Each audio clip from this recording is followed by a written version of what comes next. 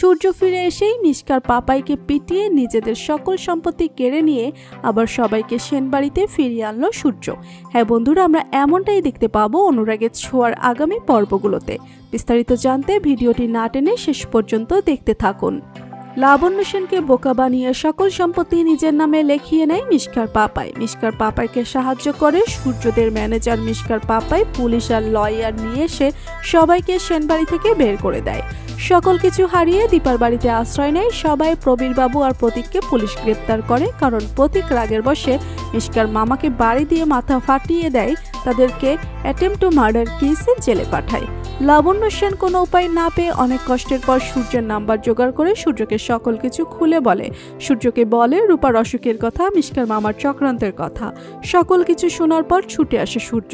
এসেই সবার প্রথমে ছুটে যায় রূপার কাছে। রূপাকে সুস্থ করে তোলার পর মিশকার মামার মুখোমুখি হয় সূর্য।